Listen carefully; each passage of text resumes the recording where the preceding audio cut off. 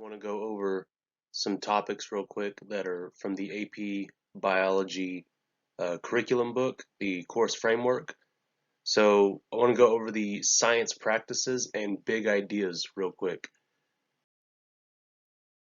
So science practices, there are 6 of them on this page. I clearly only have 3 of them, but let's go over them. I will go over the next 3 on the next slide.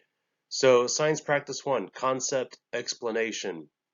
So it says, explain biological concepts, processes, and models presented in written format.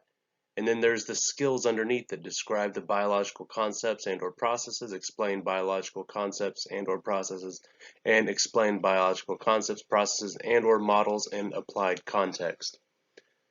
So this is important for probably questions you'll see on the exam from these science practices. So concept explanation, not too hard to do. It's just saying, describe something. That's easy enough. Describe or explain.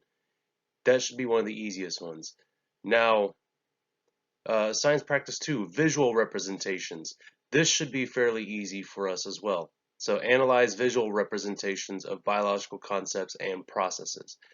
So in this one, 2A says describe characteristics of a biological concept, process, or model represented visually. And I'm not going to read through all of them, but basically under this one, if you see a picture of something happening, if you see a graph or a chart, then you want to be able to have the ability to explain that. So if we actually go down to the bottom of 2D, where it says represent relationships within biological models, including A, mathematical models, B, diagrams, and C, flowcharts. So that is a good point to look at. For example, you can have an exponential growth curve, also called a J curve sometimes, where it will go straight up. And also there is a logistic growth curve. Sometimes they call it an S curve because it will go up, it will stop, and then it'll keep going straight. It will not go straight up like an exponential. So a logistic curve would be something that would apply to carrying capacity in a population. So hopefully you remember what carrying capacity is. Also, currently, if you look up videos on YouTube, I think 3 brown, 1 blue might be the name, or 3 blue, 1 brown, one of those, has recently done a video about exponential versus logistic curves, and he explains that pretty well. It's a good video. I think around 20 minutes or so. He goes into a lot of detail about that. He relates it to the current coronavirus thing going on. That's the cause for the online classes. Let's move to science practice 3, questions and methods. Determine scientific questions and methods. And so this is actually very important for some of your labs that we would have done during 4th quarter. And this is something you will see on FRQs for sure. So 3A says identify or pose a testable question based on an observation, data, or model. So you might have a question that gives you it might pose something like populations doing some behaviors possibly, and it might say, all right, well, based on your observations, what might be something you can test to see if there's a gene possibly for this behavior or something like that, who knows. But that is what science practice 3 is basically about.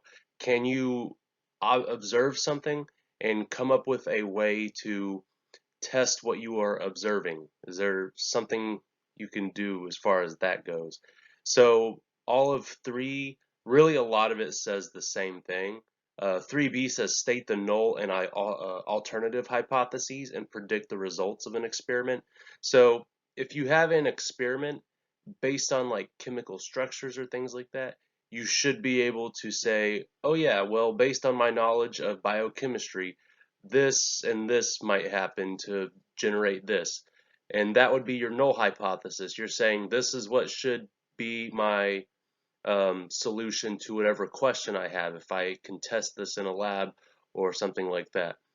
An alternative hypothesis would just be you saying it is not this.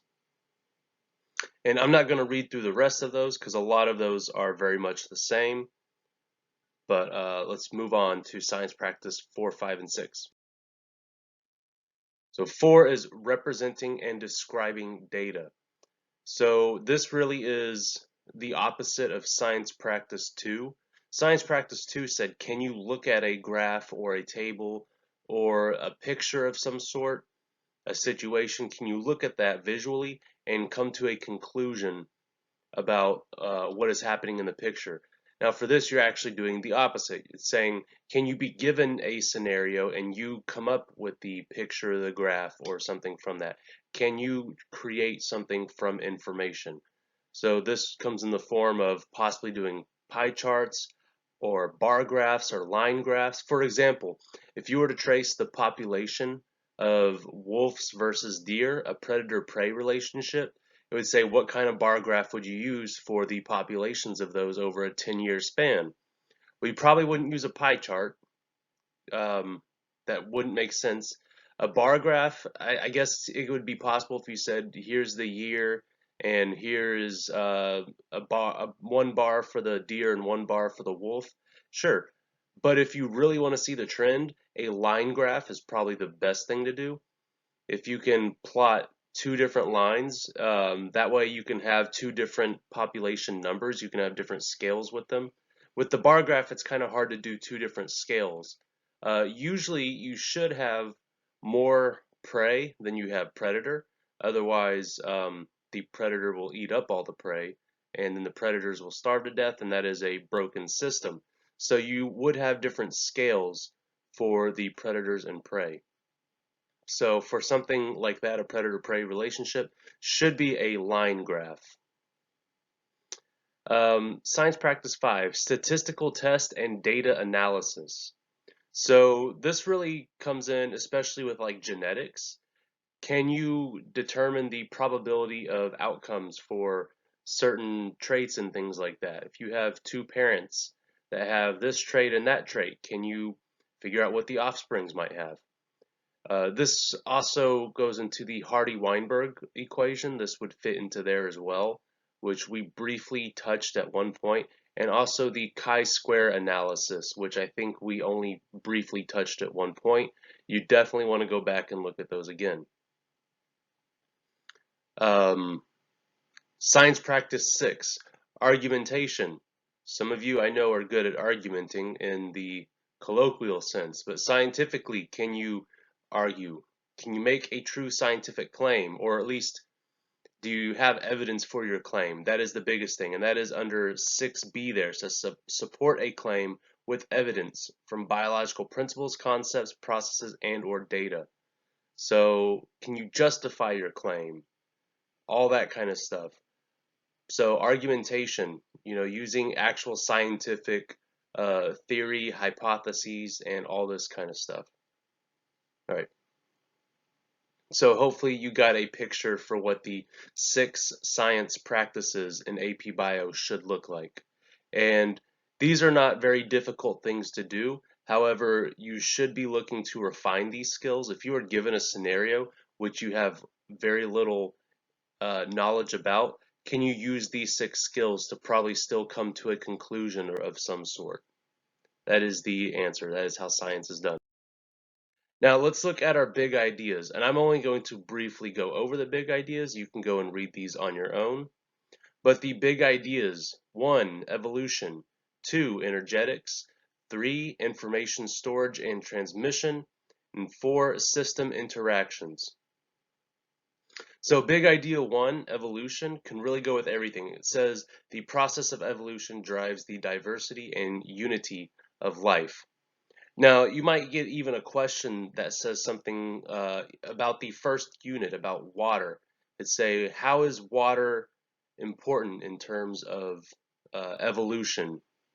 And you can say, well, it takes water to do processes like dehydration synthesis and hydrolysis in order to create long chains of functional proteins or functional carbohydrates, things like this. Those are some ideas. As far as these big ideas, you got to think the bigger picture, not just big idea one, evolution, and then you say, oh yeah, evolution is change over time. They're not going to give you things as simple as that. You got to think very um, not really abstract, but again, you got to think outside your normal box. You got to see the bigger picture. Big idea two, energetics. So biological systems use energy and molecular building blocks to grow, reproduce, and maintain dynamic homeostasis. Now, dynamic homeostasis is something important to point out. Dynamic means changing. So within your body, is your body always exactly the same? No, it is not. We are talking about homeostasis, which does mean that you're staying in the same state as though your body's not breaking down.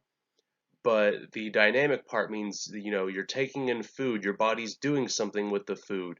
All sorts of chemical reactions are happening in your body to keep you a functional being.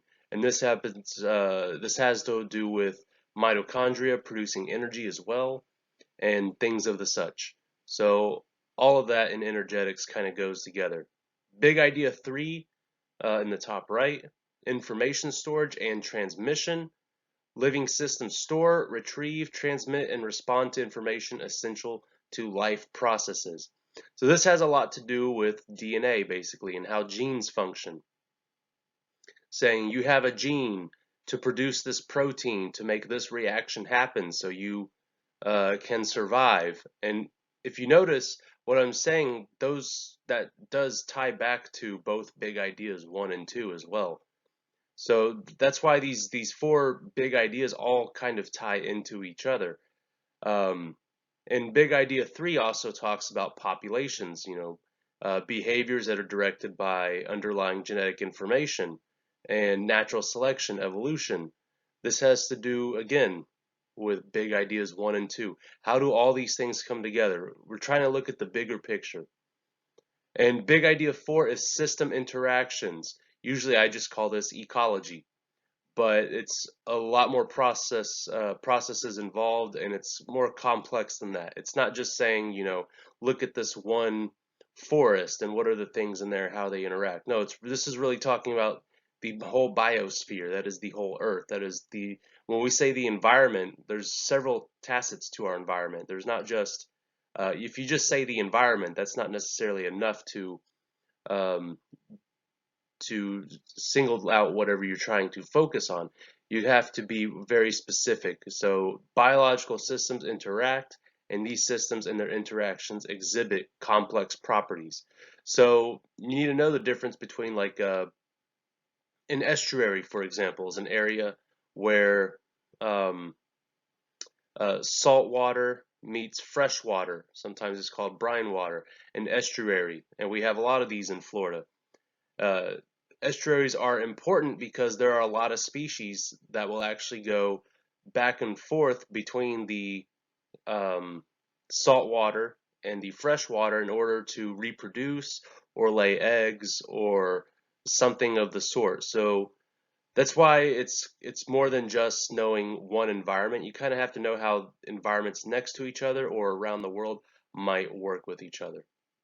So again, and that does have to go with evolution as well, especially with, like I said, some fish species going back to reproduce. They might go one direction or the other in order to reproduce, and they have to develop before they can go back into the other environment where the adults live.